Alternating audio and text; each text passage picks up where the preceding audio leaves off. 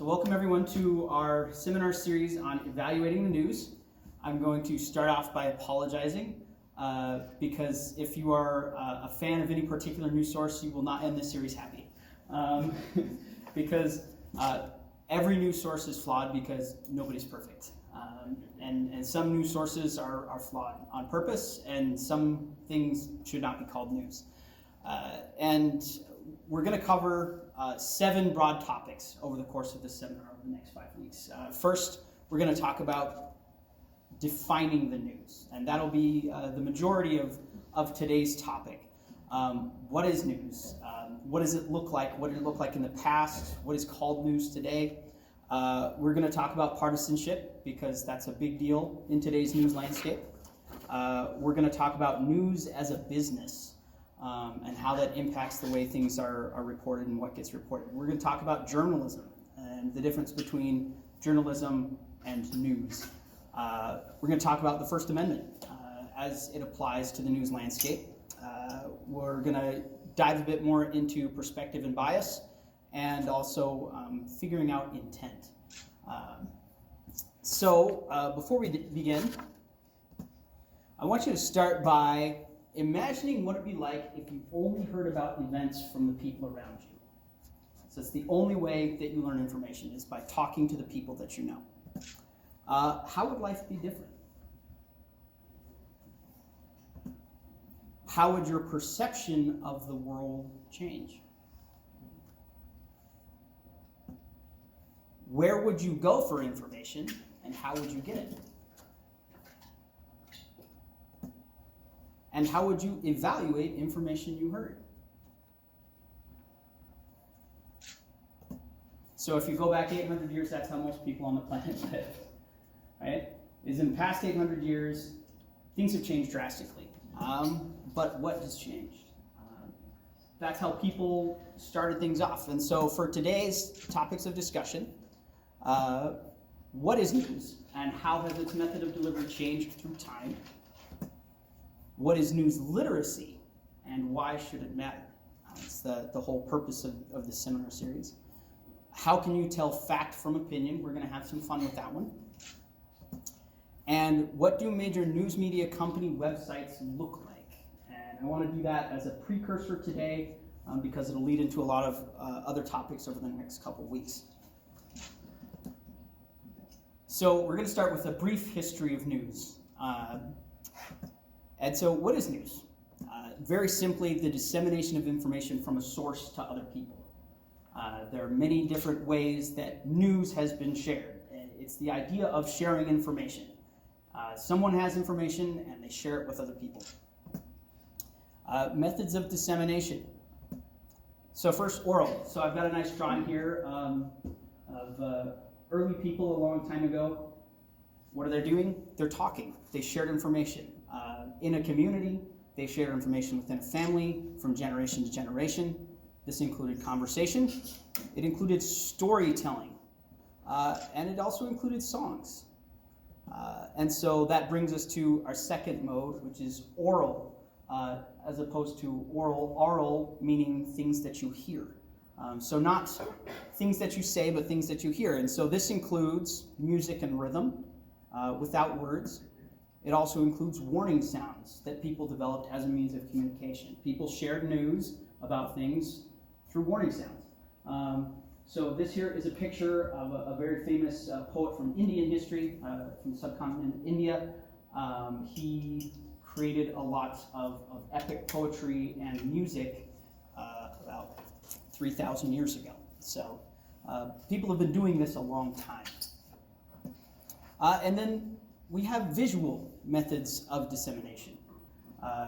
Early writing on clay tablets, so the written word. And a long time ago, that was mostly in the form of letters, decrees, poetry. Then we have the invention of books, where you're binding together sheets of information. But then visual also includes art and symbols. And that is a big component of today's news media landscape, is the incorporation of visual aesthetic and symbology. Those are things that play heavily into the way that news media companies try to share information. And we also see signals and monuments. These are ways that people share information. Monuments are often sharing news about the past, but they can be put up in commemoration of something that has just happened, right? You see plaques, you see statues, you see mausoleums, all sorts of different ways that people create a visual remembrance of a piece of information. Okay, moving on in history a little bit forward here. Once you have a bit more of a developed society, you have a means by which you want to let a community know something is going on. And so we have things like the town crier. So this is an etching from the 1700s. So it was someone's job to go around and tell the news.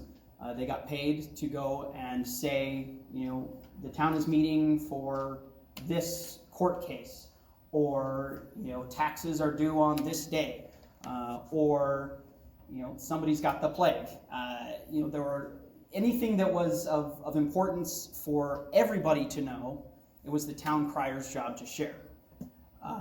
This included town meetings and postings. So governments of many different persuasions would post in a public space things, notices for people to know about, whether those were positive things, whether those were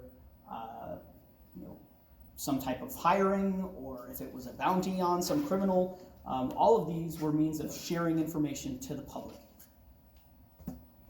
And then we've got the printing press comes along. So all of those things were done pre-printing press. They've been around for many centuries. But the printing press comes along. This is one of the first newspapers published in German. So very old, but you see that there's an etching done of a battle that happened. And the printing press allows books, pamphlets, and newspapers and serials to be much more common. It allows the written word to take the forefront in the way that things are shared with people far away.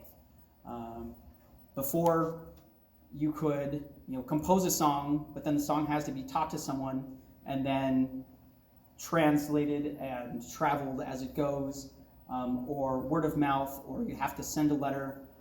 But if you have books and pamphlets and newspapers, those are much easier to share, get around, and especially with books, they're hopefully going to last a while as well.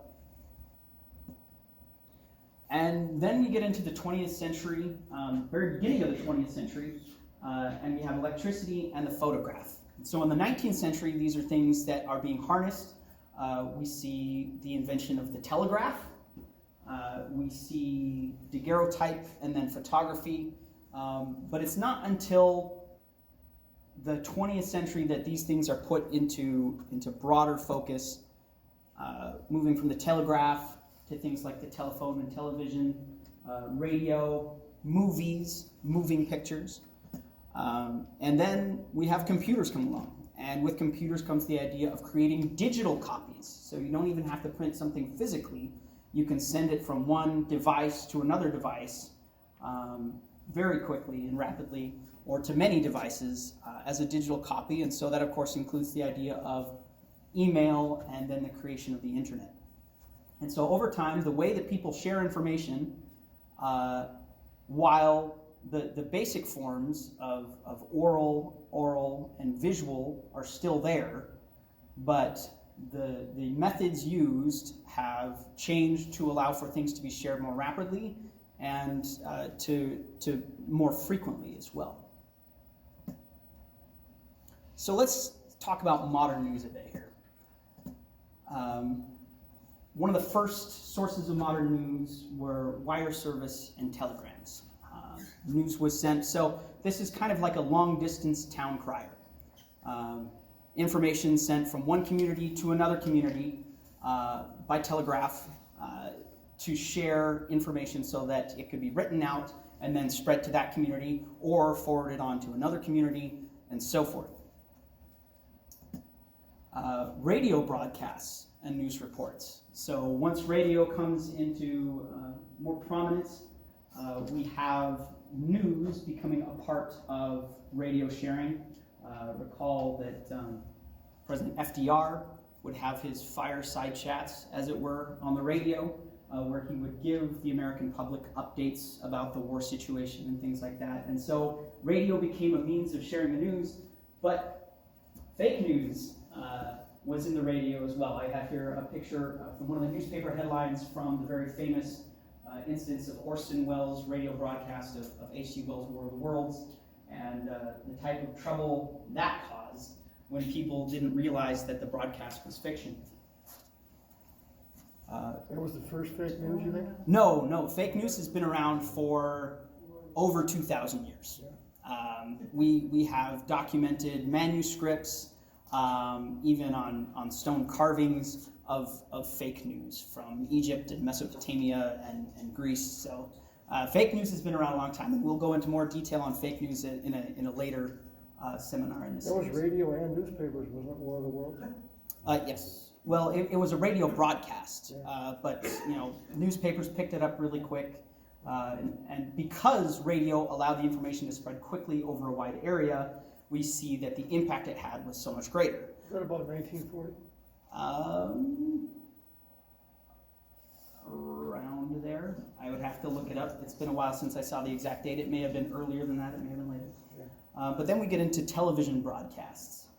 And television broadcasts included the idea of live reporting, that an image and sound could be transmitted from something as it happened to people so that they could see it for themselves. And then also having that curated in a news program, whether that was nightly or weekly. Here, one of the first well-known newscasters, John Cameron Swayze, in the 1950s. And the nightly news. And from there, we come to the creation of news media. And so all of these different mediums have been invented with technology to allow information to spread more frequently and more quickly over a wider area. And so you have companies that decide to buy a piece of the pie in all of these in order to share information across all these different mediums at the same time. And that's the invention of the modern news media company. They bought newspapers, they bought radio stations, they bought television stations. In some cases, they also bought movie studios. And it was merging to expand their reach in all these different sectors. And so now today we've got the 24/7 news cycle. The internet allows for different social media applications as well as news websites to continuously post content all day long. And whether you think that's a good thing or a bad thing, we're going to look at it either way. So internet access and worldwide coverage. And we also have, as I mentioned, social media, but this also leads to a greater increase in news personalities. So it's not just about the information being shared, but who is sharing that information. People having a favorite voice or face with the information that they're getting. Whether it's the way someone phrases something or their syntax and their mannerisms, whatever it might be. We have the growth of these news personalities, people that act as the face of sharing information. So now we're going to get into probably the most important topic in the seminar series, which is news literacy. Libraries, of course, are well known for promoting literacy, but there are different types of literacy. And so literacy at its basics comes from the Latin word literatus, to be learned or scholarly. And to have knowledge and skill. And so when we're talking about news literacy, we're talking about the knowledge and skills to identify, analyze, evaluate, and decide for oneself the nature, intent, and consequence of news. Information gets shared all the time, but it's up to you to decide, what does that mean to me? How does this impact my life? How am I going to respond to it, if at all? And so the purpose of news literacy is to gain the knowledge and skills to be able to see a piece of information and decide what worth that information has to you and how you're going to respond to it. Because in a 24/7 news world, you are receiving information constantly, and you can't look at all of it. Our focus isn't capable of that, and so you have to learn to decide and sift through that information in a way that's going to best benefit you for your health, physically and emotionally, as well as for your situation, whatever that might be, financially, economically, socially, deciding what you're going to do with that information. And so this brings up the idea of metacognitive thinking. So metacognitive thinking is a skill that you can develop, and it means the ability to think about what you're thinking about. So we're thinking all the time, but we have this interesting ability to be able to recognize our own thoughts. And so you can say to yourself, this is what I'm thinking about, or this is what I am feeling right now. That skill of metacognitive thinking is what allows us to step back from a situation that we're in when we're presented with a circumstance or a piece of information, and to take a look at how we are responding to that in the moment. One of the things that we'll talk about regularly is that a lot of the news landscape today is designed to try to create a very big first impact on you. Is they want you to react or respond to what they are sharing to you right now. And there are different reasons for that, and we'll take a look at those later in the series. But the skill of metacognitive thinking is important because a lot of times in the moment, it's easy to get swept up into that, this is being thrust at me, what do I do? And to be able to think about, okay, this is how I'm thinking, or this is how I'm feeling about this, and to be able to step back and say, well, why am I thinking about it that way? Why am I feeling this way about this information that's presented? And so that's something that we will take a look at as we look at different pieces of news, and we're going to ask those questions about how we are responding to things and learning to recognize the way we engage with information. And so it comes down to an amount of self-awareness and introspection. So now we get to the title of the series, which is Evaluating the News. So some big questions that we can ask ourselves every time we're presented with information is, what is the source? How is it disseminated and by whom? How can the information be validated? And what is the purpose and intent in sharing it? These are questions that you can ask yourself anytime you're presented with a piece of information. Now, the time we have in a day is limited. Every time you receive a piece of information, should you ask yourself these questions? No. You want to have some, hopefully, common sense with this. If someone shares with you a recipe, I hope you don't start asking questions. But if you know the person and you know their skill at cooking or baking, then you won't necessarily have to ask questions like this. But when it comes to information that's not directly connected to you, when it's coming from a source that is not part of your daily life, these are good questions to ask. And so how can a person separate information from persuasion? And this is something that we'll come back to many times because it takes many forms, as you'll see. And now we get to the philosophical portion of today's seminar, which is the nature of truth. And so from this point on today, it's going to be a bit more interactive. And so if you'd like to answer a question or provide some commentary as we're talking about questions, or when I post a question on the screen here, by all means, please do. Because that interaction is going to help us pull that metacognitive thinking and to look at Well, how are we thinking? What are we thinking? Okay, so what makes something true? What do you think? Facts, okay. Facts make something true. What else? Repeatability, okay. Eyewitness, so experience, right? So something that experienced, that is factual, that you can repeat. So is something true if it's unchanging? Not necessarily. Not necessarily.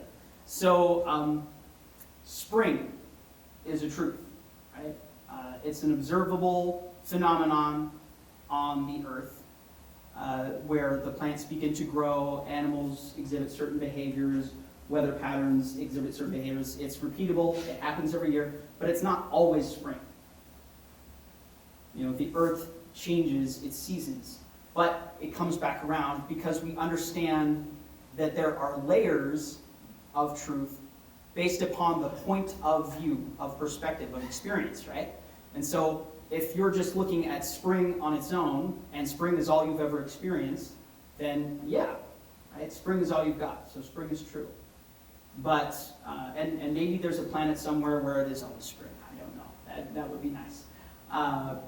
But as technology advances, as scientific methodology advances, so that includes mathematics, we're able to look at how things are connected and look at things from a broader picture or in a much narrower focus. Truth is something that was always the case, but in our human experience, we just either didn't know about it or didn't have the means to observe it as so. Last year, they discovered 3 new pieces of the human body. We've been studying the human body for a few centuries now, and for over half a century with modern scanning equipment. And just last year, they discovered 3 new pieces of the human body, 2 organs and a separate muscular tissue. And so, Where were they hiding? where were they hiding? 2 down in the gut and 1 in your jaw. Really? And so, what is true was always true, but our ability to perceive it as such changes based on the tools that we have. Is it observable and testable, right? And is it conditional? Some things are true under circumstances, but not under others. Feeling the effects of gravity is one such thing. Gravity exists, that is true, but your ability to feel those effects depends on how close you are to a large mass object. If you're on the surface of a planet, gravity is working great, but if you're up on the International Space Station, not so much. It's still happening, it's just not affecting you as much, so it's not something that you can observe easily. So what is a fact? So if facts are part of truth, what is a fact? Thoughts? Well, before you answer, we're going to go ahead and I'm hoping my technology is going to work for me. Yes, it is. Hooray. So the Pew Research Center does a lot of statistical data collection. And so this is from June of 2019. Okay, so context, time of when this study was done. It said, today we released a report that looked at misinformation in America. According to the study, many Americans say the creation and spread of made-up news and information is causing significant harm to the nation and needs to be stopped. Nearly 7 in 10 say made-up news and information greatly affects Americans' confidence in government institutions, and roughly half say it is having a major impact on America's confidence in each other. More Americans view made-up news as a very big problem for the country than say the same about terrorism, illegal immigration, racism, and sexism. Of course, concerns about trust, facts, and democracy are not confined to the United States. In an April report, we found broad frustration with the way democracy is working across the 27 nations we polled. I'm going to come down a little bit more here.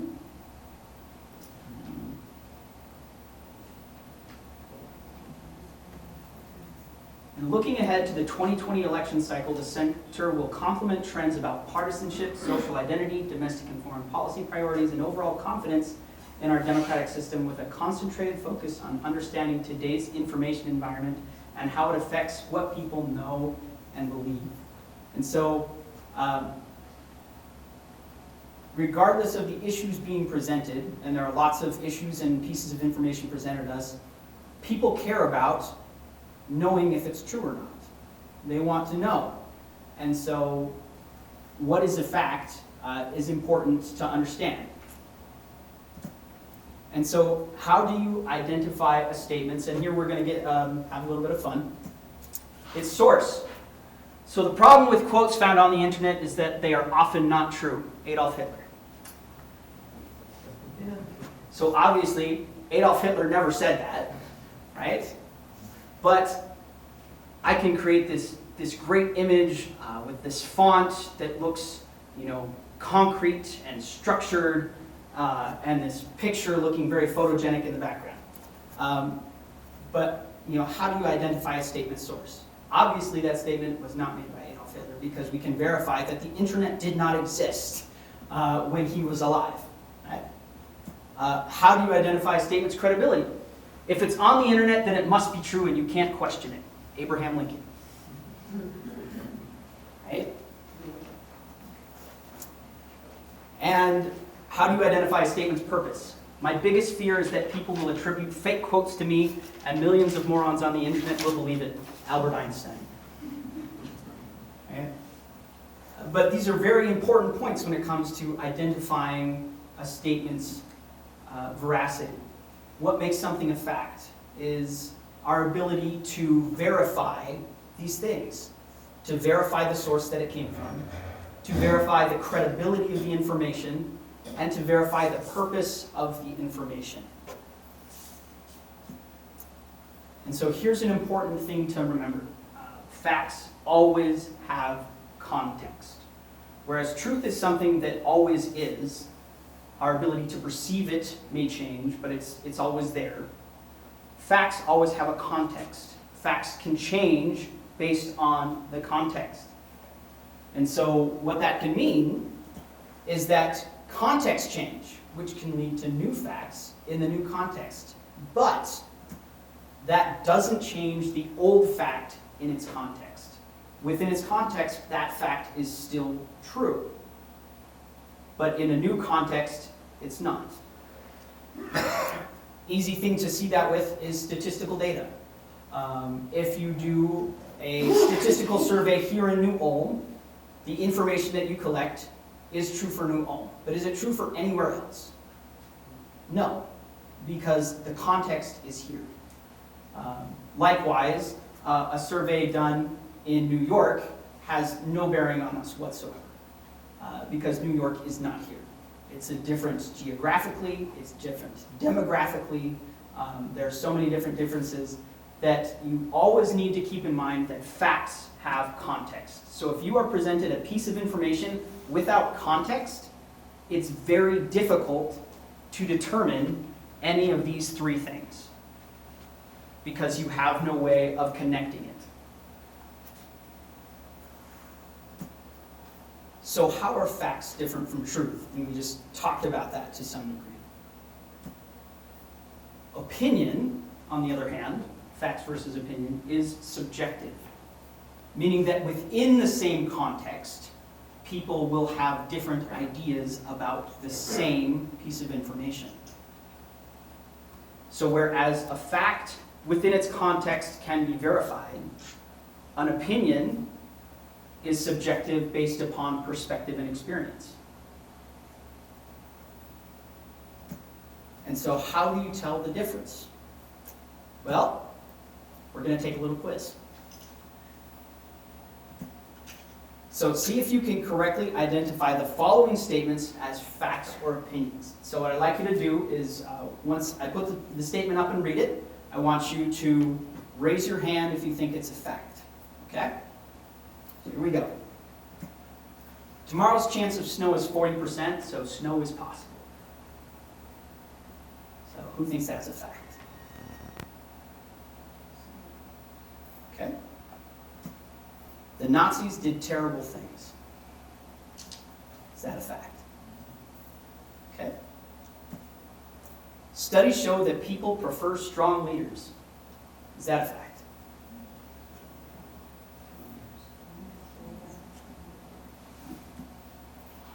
The increased use of social media has made people less sociable. Is that a fact?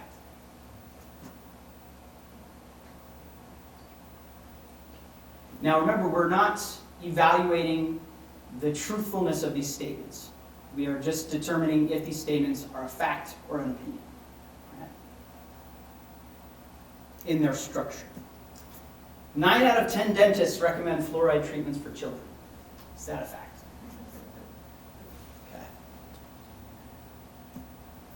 The Earth's surface changes shape because of plate tectonics. Is that a fact? Okay. Climate change is one of the greatest threats to our society. Is that a fact?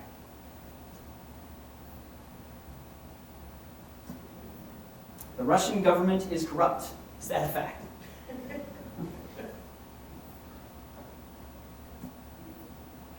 Terrorists use violence to accomplish political objectives. Is that a fact?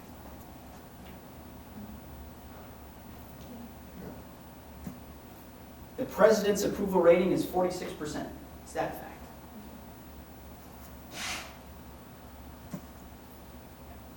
According to scientists, there is a need to stop fracking. Is that a fact? I think you guys were all being very cautious in putting up your hands, but let's go through these one at a time. Tomorrow's chance of snow is 40%, so snow is possible. It could be a fact, but we have no context. Tomorrow's chance of snow where? If I'm in Florida and somebody tells me this, I'll think they're crazy, right? And so context is important. The Nazis did terrible things. This is a tough one because from almost anyone's perspective, this is true, right? Unless you're a skinhead. Right? Okay. If I were to say the Nazis exterminated 6 million Jews in concentration camps, that's a fact, right? But the Nazis did terrible things is an evaluative statement. You might agree with it, and it might even be true, but it's not a fact in its form. And that's important because news media will present statements like this that you will agree with, that seem true, but then they will pair them with another statement, and you will think, because this is true, then this must also be true because they're paired together. They do this all the time, and we're going to look at that next week. So it's important to be able to recognize when something looks nice but isn't what it seems. Studies show that people prefer strong leaders. What kind of studies? Who performed the studies? Where were they performed? Right? This could be verified, but again, I'm missing context. The increased use of social media has made people less sociable. This is a fact because it's giving us a context, and it's something that we can look up to verify. Right? 9 out of 10 dentists recommend fluoride treatments for children. This could be a fact, but again, we're missing a little bit of context here. Is 9 out of 10 dentists, which kind of dentists did they ask? What country were they in? It's well known, at least for people with news literacy, that companies will use statements like this to try to get you to buy a product, to have confidence in a product. But when they say 9 out of 10 dentists recommend fluoride treatments, it's because they give free fluoride treatments to the dentists to give. And so because the dentists are provided it for free, then the dentist gives it out. The same is true of some type of medications for doctors at clinics and hospitals. In that companies will make these statements, and the statements are technically true, but we're missing some key context here as to whether it's a fact in form. The Earth's surface changes shape because of plate tectonics. It's a fact. You can verify it with all kinds of data. I thought about changing the wording on this a little bit if I were to say the Earth's surface changes shape only because of plate tectonics. that would definitely be an opinion, because there are other things that affect the way that the Earth's surface is shaped, including ice load and rebound, gravitational pull of other celestial bodies. Climate change is one of the greatest threats to our society. It might be true, but this is definitely structured as an opinion. Right? The Russian government is corrupt. That's a fact we can check. Terrorists use violence to accomplish political objectives. This is also a fact. The very definition of terrorism is using violence for political ends. The president's approval rating is 46%. This is a fact because we have context, but this context only makes sense because we're Americans and we recognize what a president is. And if I shared this with someone in a country where president is not a political office, that doesn't make sense to them. It's out of context. But for us, it makes sense. And so we say, oh, that's a fact. But this tells us something about who wrote this and who they think they're talking to. We'll talk a little bit more about that later. According to scientists, there is a need to stop fracking. We're missing context. If some botanists tell me that that fracking is bad, and they give me context about how it's affecting plant life, okay, that's a reason. If geologists tell me that fracking is bad, and give me reasons, okay. But if an astronomer tells me that fracking is bad, I'm not sure why I should think that's anything more than that astronomer's opinion. It's not their field of expertise. It's not something that they've necessarily made a topic of study. But then if that astronomer leads me to studies done by geologists, that's another thing. So again, facts always have context. And that context is what allows us to verify the source, the credibility, and the purpose and intent. Okay, so now let's stop and think. So we looked at all those statements. Did you agree or disagree with any of the statements? Yes, no? I agreed with a lot of them. Right? There are some statements you agreed with. Maybe there were some you disagreed with. Maybe some that you didn't really care about. Did you have an emotional response to any of the statements? Confused. A few? You become confused. Okay, so that's an emotional response. Confusion can be an emotional response, and you are not alone in such a feeling. In a later seminar, we're going to take a look at some data about how that's a very common feeling for people in today's news media landscape. And unfortunately, there are companies that will prey upon that sense of confusion. And again, we'll talk about that later. But there are other emotional responses you could have had. You could have heard something and you could have felt indignant, like, well, that can't be true. Or you could have felt affirmed, or, yeah, this is good, I'm right. Statement could make you angry. Statement could make you sad. And when I say make you, I'm using that very loosely because it didn't physically make you feel that emotion. Again, metacognitive thinking. Did you change your mind about a statement after reading it more than once? Thinking if it was a fact or an opinion. That happened to anyone? Yes, right? And so that's an interesting point. Is again, boom, they want that initial impact, and then they want you to stick with that impact and go along with them for the ride. As opposed to stopping for a minute and actually reading it again and thinking it through. Remember that facts have context. So that means, while a statement may appear true or make logical sense, that doesn't mean it is. Every statement originates from a human being with perspectives, assumptions, and bias. Everybody has them. Sometimes they incorporate into a statement unconsciously. We just say what makes sense to us based upon our experience, and those things become part of that statement. Sometimes they are used consciously, on purpose. We see assumptions used a lot in modern news media. They assume a lot about the audience they're talking to. and they want you to agree with what they are assuming. What is missing from a statement tells you a lot about the person making it and who they think they are talking to. Because the context they provide you or not lets you know a lot about whether they think you will agree with them. And so we looked at, the president's approval rating is 46% as a statement. It makes sense to us. And if it was told to you, the person making that statement is making the assumption that you understand what that means, that you understand which president they're talking about, that you understand what an approval rating is. Those are assumptions made by the person making the statement. And so when we look at news headlines and news articles and news stories, what is missing can tell us a lot.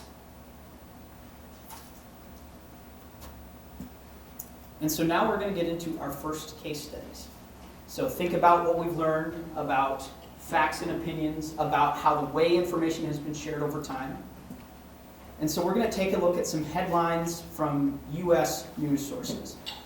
Remember how sharing information has changed over time. So the first one we're going to look at is the cable news network, CNN.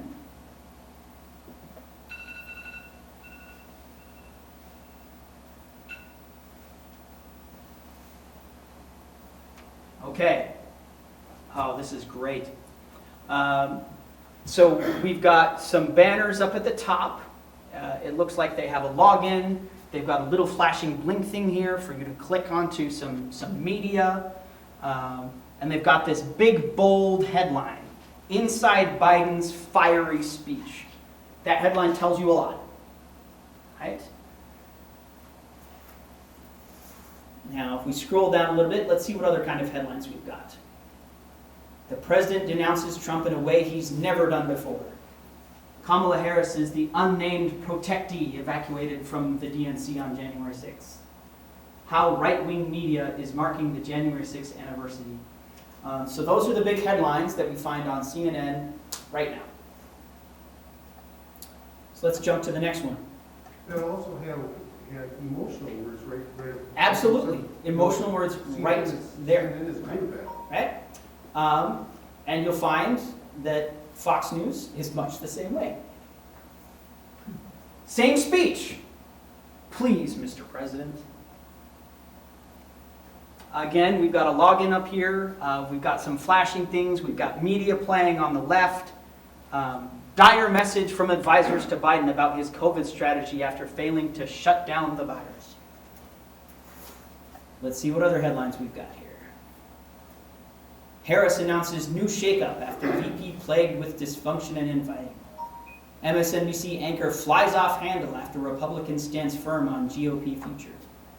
Child in a Christmas tree may be to blame for fatal Philly fire. Why an unhinged Sesame Street clip is coming back to haunt parents. Okay, so far, I'm not liking what I see. So let's go to the American Broadcasting Corporation, ABC News, see what theirs looks like. Okay, we've got the banner again at the top, we've got a login, no media playing. Okay, big headline here, House January 6 investigators contact ex-Oathkeeper featured in ABC News doc. So, they're definitely using some vocabulary here that assumes you understand what they're saying, right?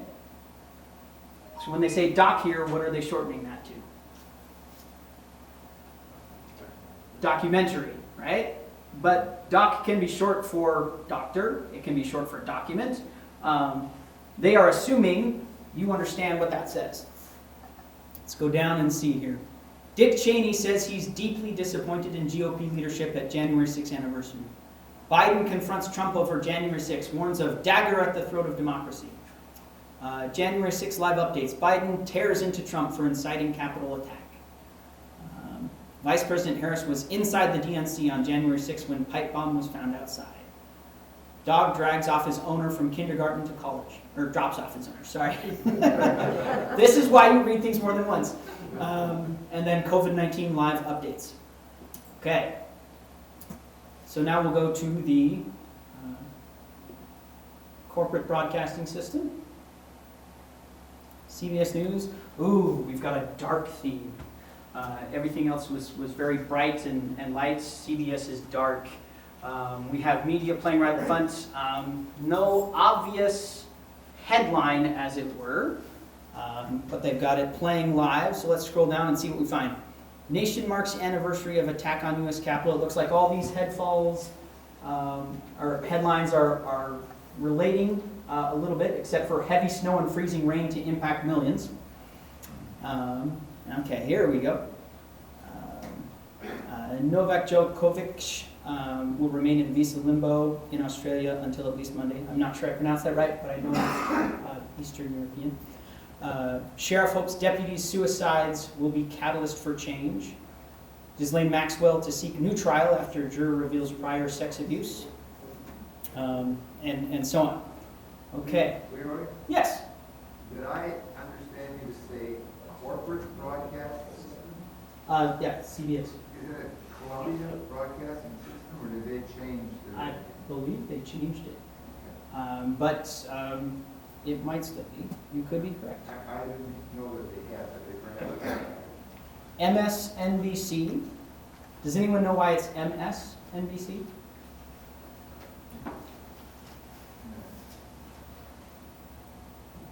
Mainstream? No, it's because they were bought by Microsoft.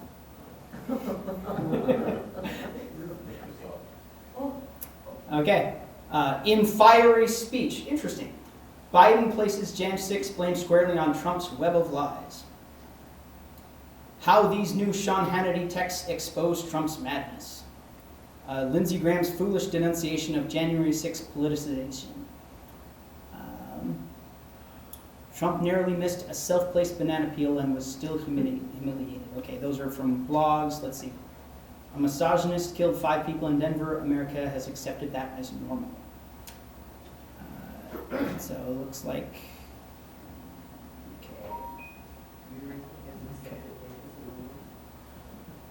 Okay. So the New York Times.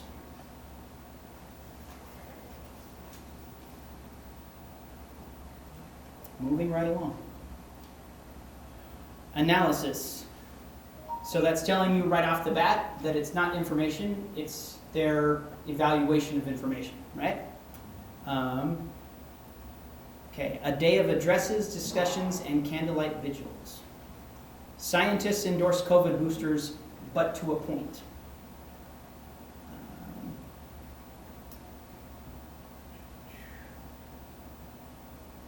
Let's see. More analysis. Okay, let's come down a little bit. Okay. So we're seeing lots of different things. What matters at the end of a very long life?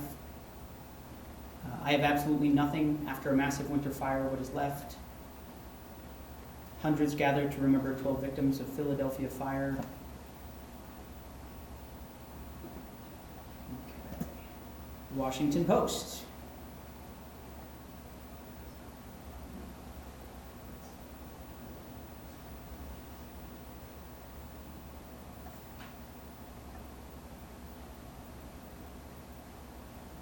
Okay, they've got a banner and they also have a slogan right up front. And they also tell you how much it costs to buy their newspaper. Okay, January 6th attack anniversary underscores challenges that remain. Dick Cheney returns to the House and receives a warm welcome from Democrats. Investigators probe whether child playing with lighter sparked deadly Pennsylvania row house blaze. Okay, and then, oh look, it tells us these are opinions. That's good. 6 former health advisors to Biden's transition team call for new COVID strategy. Judges have declined U.S. proposed sentences in 2/3 of January 6 cases so far. How Virginia's I-95 fiasco led to a 93-year-old driver's 39-hour odyssey. Russian troops intervene in protest roiled Kazakhstan, where security forces have killed dozens of demonstrators.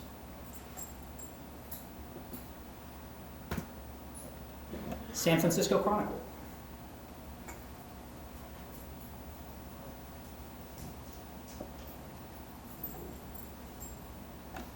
Woo-hoo. Oh, and they gave us a pop-up to buy their newspaper. How thoughtful.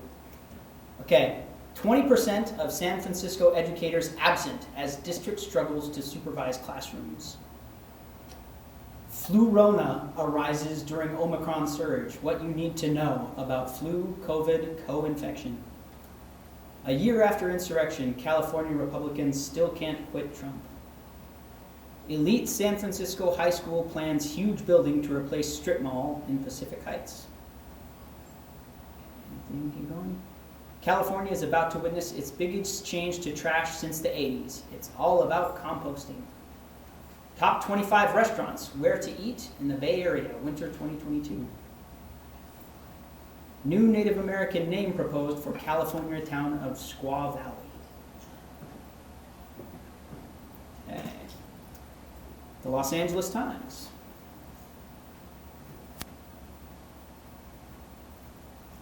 Oh, okay, they gave us a cookie warning and a banner to subscribe. All right. Okay, again, the big headline is an analysis. Official says Kamala Harris was evacuated on January 6 after pipe bomb was found. LA County reports record 37,000 daily coronavirus cases, but says Super Bowl still on. Want to watch this Sunday's Golden Globes? You can't.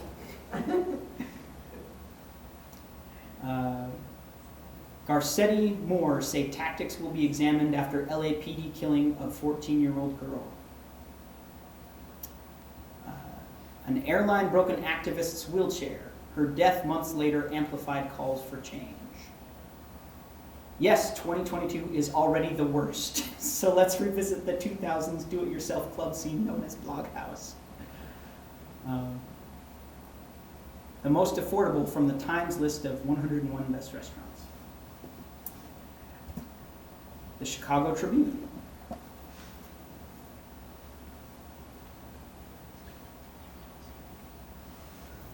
All right, we've got our banners. Oh, we've got a happy little subscription window. Ooh, a media player pop-up. Ooh, and it doubled. Okay.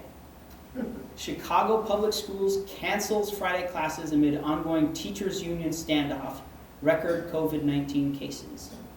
Biden accuses Trump and supporters of holding dagger at the throat of U.S. democracy. This is part of mainstream America. Ordinariness of Illinois' alleged January 6 Capitol rioters shows growing threat of political violence. Renovated Gold Coast mansion sells for $6.5 million.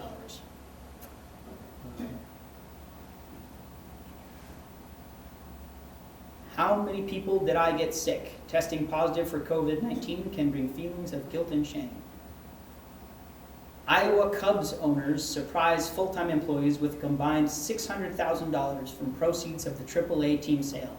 That is a life-changing event. Okay. The Minneapolis Star Tribune.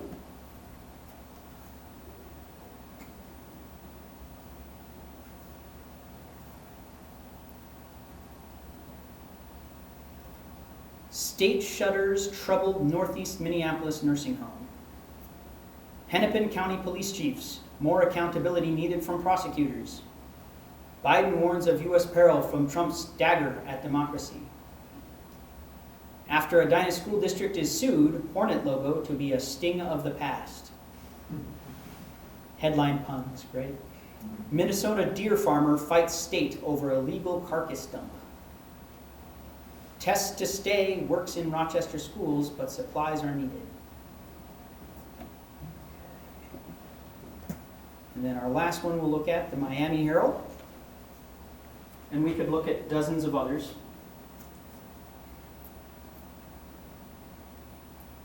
And the Miami Herald gave me problems last time too. It seems to go more slowly. And part of that has to do, and we'll talk about this as well in future, is the coding of the website, so the way the website tries to track your information when you visit them. So it might not load actually, and we are pressed for time. So.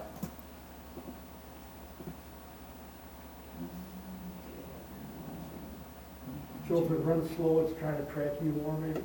Well, there are various reasons it can run slow, but because I've already verified that that's what happened last time I checked it, that is something that can happen. Is if a website, if you click a link to go to a website and it's loading very slowly compared to how things usually load, it tells you that there is a lot more data being needed to bring up that website.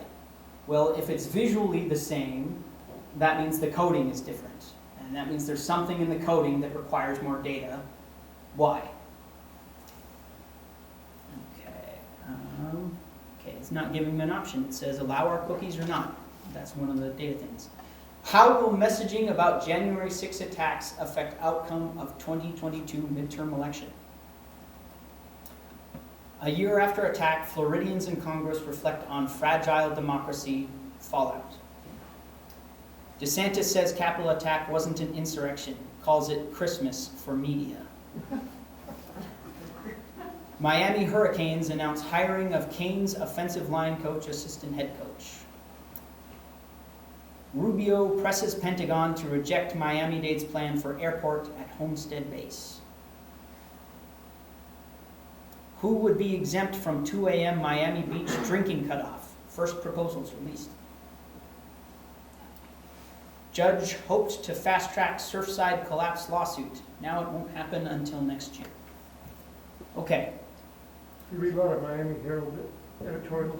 I have read several. My brother lives in Miami. Yeah. So let's review. Let's consider the news media we just saw. Right? We didn't listen to anything.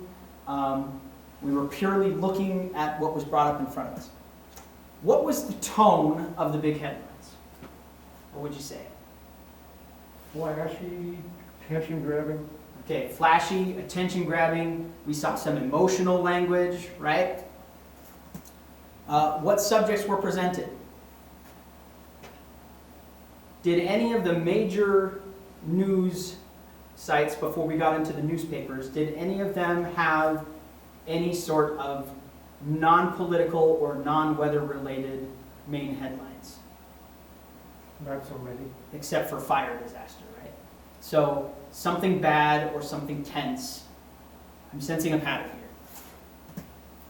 What did you notice about the layout of the front pages?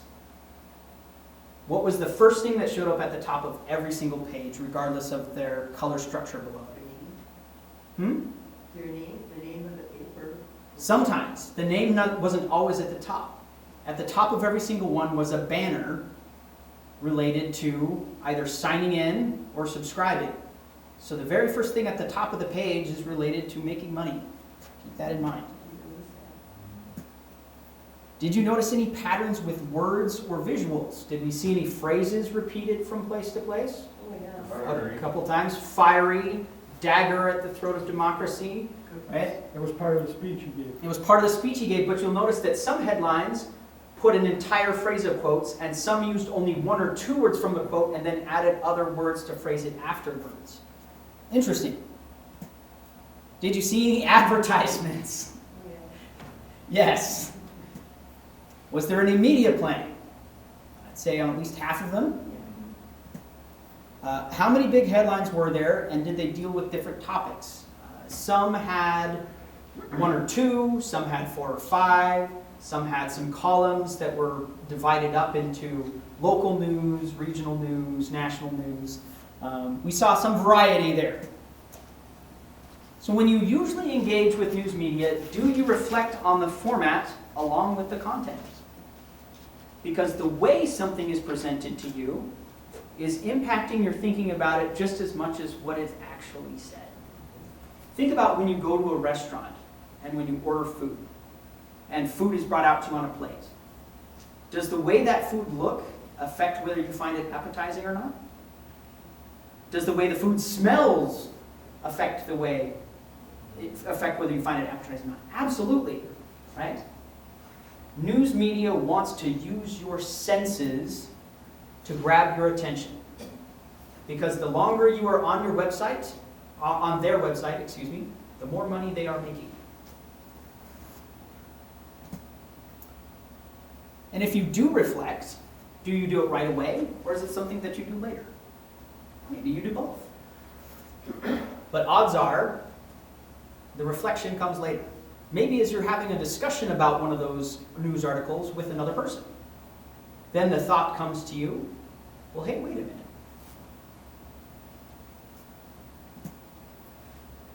Why does that make a difference? Again, when we get back to the idea of news literacy, that knowledge and skill of being able to recognize what is going on with the information being presented to you. Not just examining the information itself, which is very important to do, but also the way that information is packaged, tells us a lot about why that information is being shared with us. And that can impact what we choose to do with that information. There are different analogies I could use, but we're out of time for tonight, so we're going to jump into that a bit more next time. In summary, there's a lot of information out there. It's presented in different ways, and it's presented by different voices that will present it with a different perspective. And so being able to navigate that for yourself in a meaningful way is important for you to be an informed citizen. And it could be important for the relationships in your life. There are a number of different things that it can affect. But most importantly, the more information you have in terms of knowledge when it comes to the way that news media works, the better you are equipped to engage in a healthy way with news media. In today's American society, I think we can agree, it might be opinion, but you could check if it's fact, that there is a lot of social divide in an uncivil way, and that people aren't talking to each other because of the way that they are taking in their information. And so if we want to function as a society, we have to be able to share information in a way that people can respect and understand one another. And that isn't creating an other, not creating an us versus them. Next week we're going to dive into logic, the actual mathematical field of logic, and what that is. We're also going to talk about fallacies, which is always a fun topic for me. But thank you so much for coming tonight and braving the cold. And with that, we'll conclude tonight's seminar.